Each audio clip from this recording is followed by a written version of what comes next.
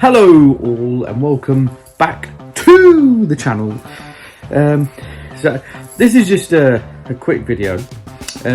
Well, it's not really quick, and how much of these videos are really quick these days? Just a couple of topics I just wanted to cover today. We have just continuing with the whole Tyson Fury saga and Francis Ngannou. Let's kick start with Tyson Fury. You know, Fury versus Usyk. There was originally talks of it happening on December 23rd, but now there's talks that it may not happen. Obviously, I was watching True Geordie, and True Geordie, obviously he's had his beef with Tyson Fury. I've been a huge True Geordie fan for many years, but I've also been a Tyson Fury fan for many years. And so see them have their back and forth has actually been very entertaining. I don't know if you're wondering, I'm still in my work clothes today. Yes, but that's besides the point.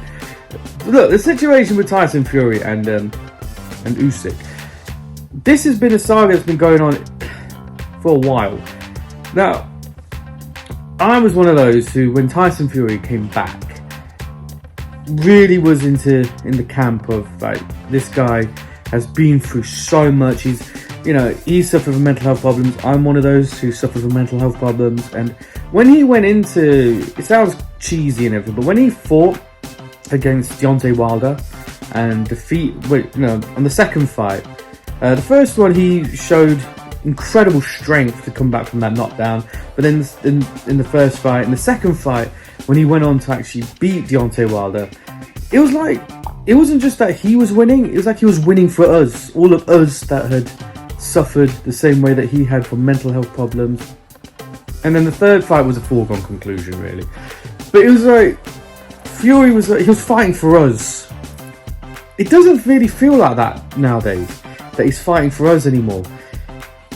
He still is a huge advocate for, supporting people with mental health problems, and he's done amazing, work in helping with that. That it can't be denied. But now it's just, the fights he's taking don't seem to be that of what you'd expect from a world heavyweight champion, except for Dillian Whyte. I actually, the Dillian Whyte fight, I thought he was long overdue getting his world title fight. It just didn't work out for him. And that fight I found quite disappointing, because Dillian Whyte just didn't seem up to it. The fight was just more one-sided than what we really wanted it to be. And the Chisora fight, he'd beaten Chisora twice before, and then he went on to beat him again. Who'd have seen that coming? And I mean, a lot of people are going crazy over the Ngannou fight. I did a video not too long ago about my reaction to Fury versus Ngannou. Now, Ngannou did an amazing display. And there's still many people who still think that he won that fight. I'm not arguing with them. I'm not arguing with people who think that Fury won the fight, because I can see how both sides could feel that way. Fury, however, has always, not to take anything away from Ngannou's performance, he's always underperformed against fighters that he's never really seen as that great. Like against Otto Wallin, his comeback, was it Pianetta or someone? He's always underperformed against fighters who weren't that great. But when it comes to fighters who are at top level, he pulls out the bag. And his comeback fights, I can't remember the fighters he fought against, but they were boring fights, didn't seem that fantastic. But then against Wilder, he just pulled it out the bag and performed an incredible performance. He did it in his fights leading up to the second Wilder fight, and that's just what he does. He doesn't really perform against, people who he deems as low competition. And we could argue that that's the case here against Ngannou. However, the Ngannou fight didn't really go to plan, because usually Fury doesn't perform great, but he still dominates. In this fight against Ngannou, he didn't dominate. He got knocked down, and he had some close rounds with him. So building up to the Usyk fight, now Usyk is just what you call the perfect boxer in many ways. He looks good, he fights good, his technique's good. He's not really, a bit like Fury in ways, he's not really a power puncher. He's more of a clinical, technical boxer. this is where Joshua fell apart against Usyk. He tried to box with one of the guys who's got the best boxing IQ in the game right now, and that's where Joshua just kind of fell apart.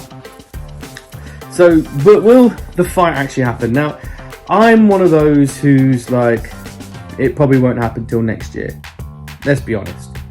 This whole December 23rd thing, you know, I know True Geordie made a point that that Fury said to Usyk, if he pulls out of the fight, then there will be a court case and all that lot.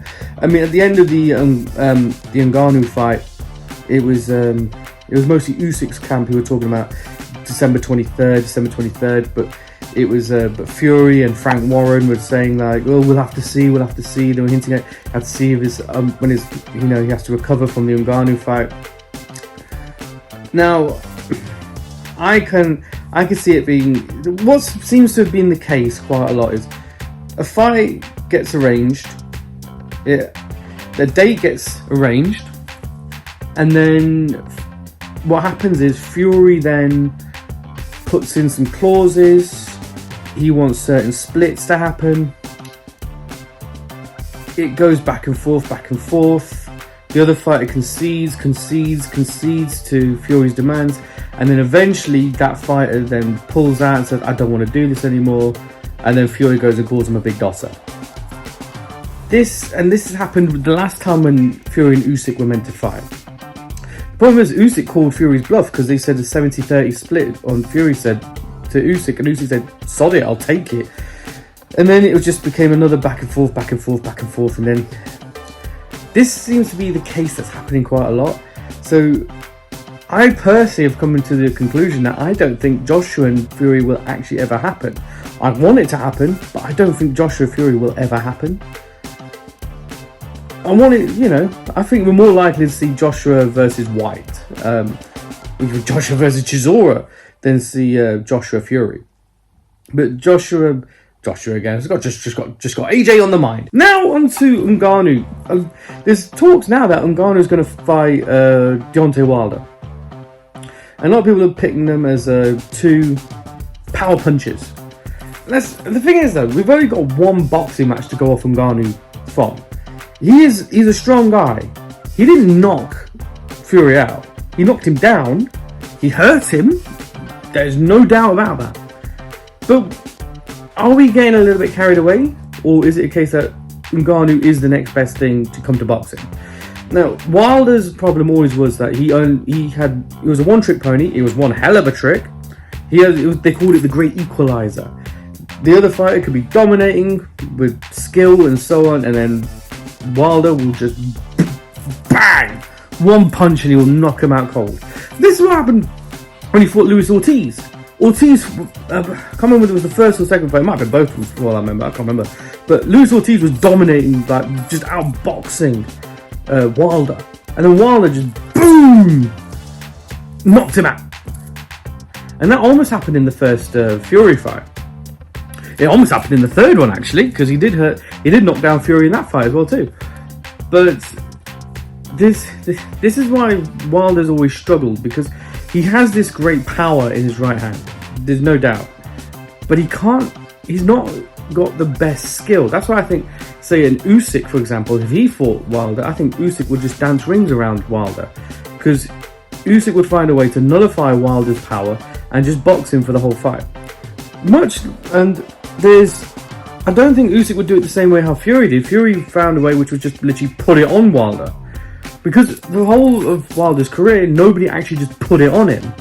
And Fury found it. He decided to just put it on Wilder, and Wilder lost. Now, will the Wilder and Ngannou fight be a good matchup?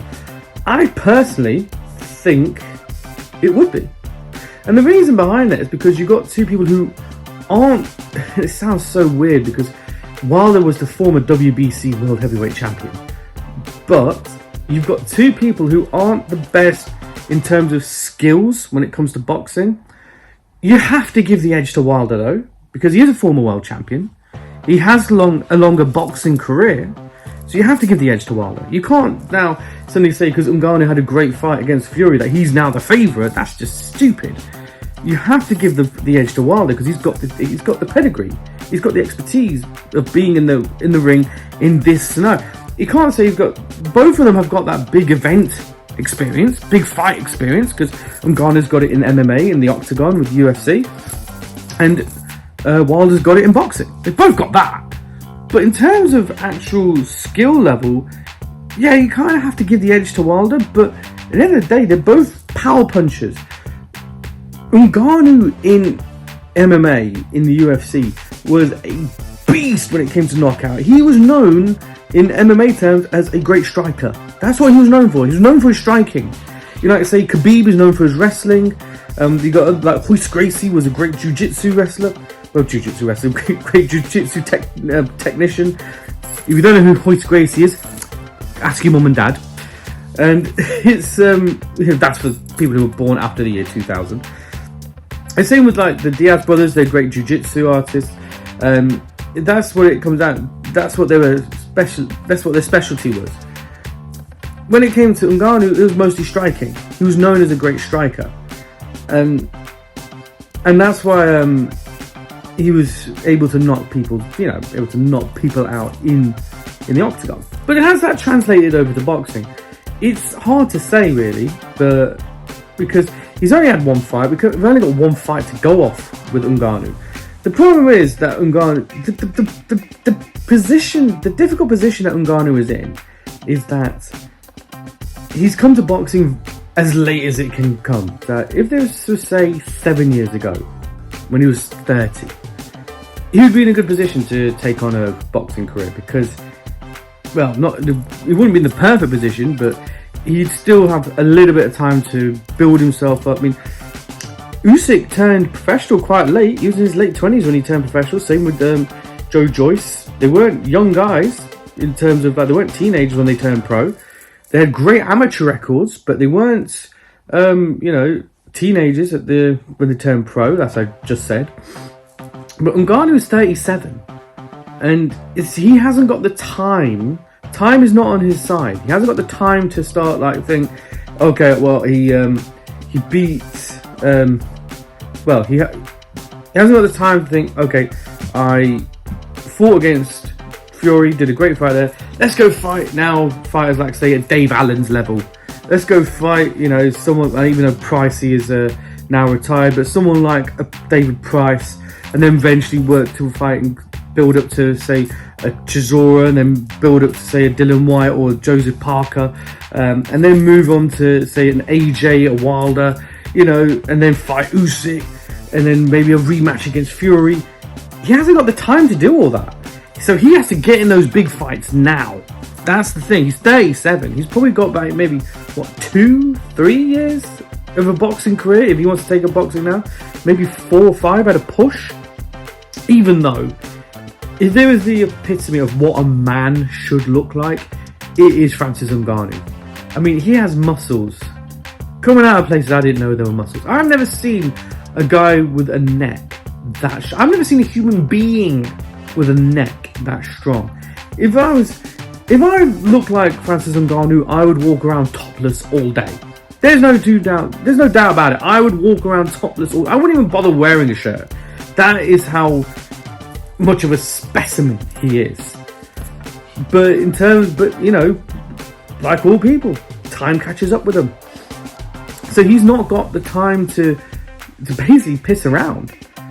But so would he beat Wilder? It's very difficult to say, because before the Fury fight, we all said, oh, it's going to be a foregone conclusion. Fury's just going to dominate this fight. But then it didn't seem that way. But we could put it down to Ngannou having a great fight, or put it down to Fury not having a great fight. It is what it is. It depends which camp you're falling into there. Against Wilder, although I must say that Ngannou did take that elbow from Fury pretty well. Shows he's got one hell of a chin on him. So I think he would be able to take some power shots from Wilder. Ngannou would be able to. There's also been some talks about maybe Ngannou facing an Anthony Joshua. I don't know. Look, there's all this speculation and everything. I feel that we would... You know what's so sad? we'll probably see Ngannou versus Wilder, or Ngannou versus, say, Dillian Whyte, or against Joshua, before we see Fury versus Usyk. This is the unfortunate position we're in. Fury is the world heavyweight champion, but he's not fighting the world champion. Usyk wants the fight. We know that. Usyk, I feel, is more in the camp of wanting the fight than Fury. I really hope I want to see Fury versus Usyk December 23rd. Will we? I don't know. And that's an unfortunate position to be in. But who knows? I want to be proven wrong. I want to see Fury versus Usyk. And then I will watch Ngannou versus Wilder, and whoever Ngannou decides to fight, I'm going to tune in to watch it. But I want to see a unified World Heavyweight Championship before I see any of those. So that's my take. That's my reaction to all this news that's been coming out about Fury versus Usyk, Ngannou, and so on. I will probably do some more fight videos talking about boxing. People seem to like it. If you tell me what your thoughts are, comment below. Tell me what you think of this whole thing. Like, subscribe, and all that lot. Alright, I'm gonna go to bed.